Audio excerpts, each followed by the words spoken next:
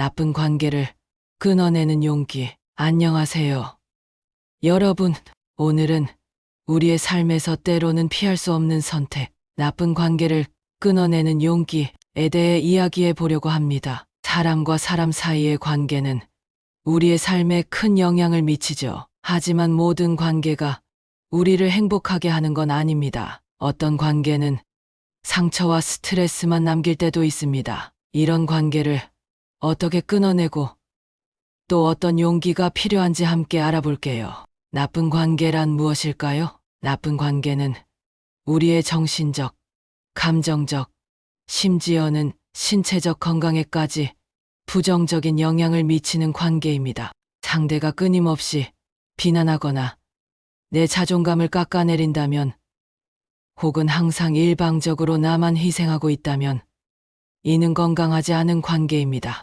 예를 들어 회사에서 한 동료가 내 공을 가로채거나 늘 나쁜 말을 하면서도 정작 내가 도움이 필요할 땐 외면한다면 이런 관계는 나를 점점 지치게 만들겠죠. 속담에 이런 말이 있습니다. 독이 든 샘물은 마실수록 병만 키운다. 나쁜 관계도 마찬가지로 지속되면 우리의 마음의 병을 키울 수 있습니다. 왜 나쁜 관계를 끊지 못할까요? 많은 사람들이 나쁜 관계임을 알면서도 끊어내지 못하는 이유는 다양합니다. 첫째, 오래된 정에 얽매이기 때문입니다. 그래도 이 친구랑은 몇십 년 된 관계인데 끊는 건 너무 잔인하지 않을까 하는 생각을 하게 되죠.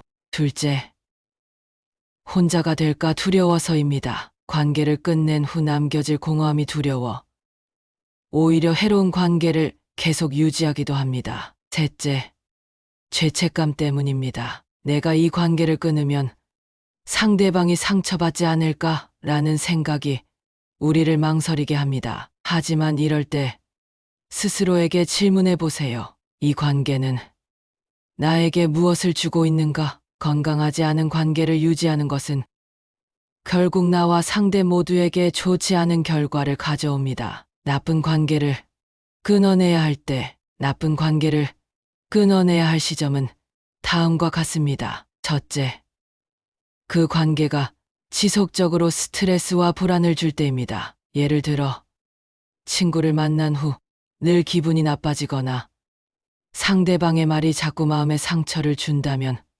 이는 경고 신호입니다. 둘째, 내가 일방적으로 희생하고 있는 관계라면 멈춰야 합니다. 매번 내가 먼저 연락하고 약속을 지키며 상대방에게 에너지만 쓰고 있다면 이 관계는 균형이 맞지 않습니다. 셋째, 반복적인 갈등과 상처가 쌓이는 관계입니다. 문제가 계속 반복되고 서로 개선하려는 노력이 없다면 이 관계는 더 이상 건강하지 않다고 볼 수 있습니다. 나쁜 관계를 끊어내는 방법, 관계를 끊어내는 데에는 용기와 단계적인 접근이 필요합니다. 첫째, 현실을 직시하세요. 이 관계가 내 삶에 어떤 영향을 미치고 있는지 객관적으로 살펴보세요. 이 관계가 나를 행복하게 하는가?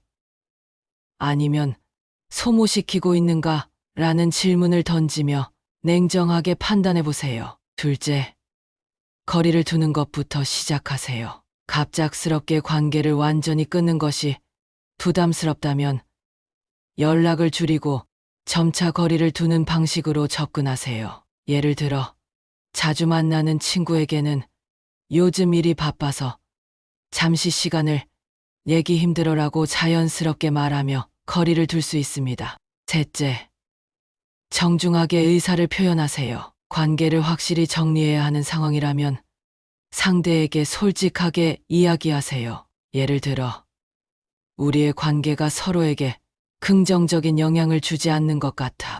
나도 나 자신을 돌보는 시간이 필요해. 라는 방식으로 전달하세요. 넷째, 건강한 대안을 찾으세요. 나쁜 관계를 끊어낸 후에는 더 긍정적이고 건강한 관계를 만들어 가세요. 독서 모임, 취미 활동 등에서 새로운 사람들과 교류하며 나의 삶을 풍요롭게 만드는 시간을 가져보세요. 명언 하나를 소개합니다. 때로는 떠나보내는 것이 진정한 사랑이고 자기 자신을 위한 최고의 선택이다. 이 말처럼 관계를 놓는 용기는 스스로를 사랑하는 과정의 일부입니다. 끊어낸 후의 변화, 나쁜 관계를 끊어낸 후에는 처음엔 공허함과 외로움을 느낄 수 있습니다. 하지만 시간이 지나면 심리적 자유와 자존감 회복이라는 선물을 받게 됩니다. 더 이상 불안하거나 소모되지 않고 내 감정과 시간을 온전히 지킬 수 있습니다.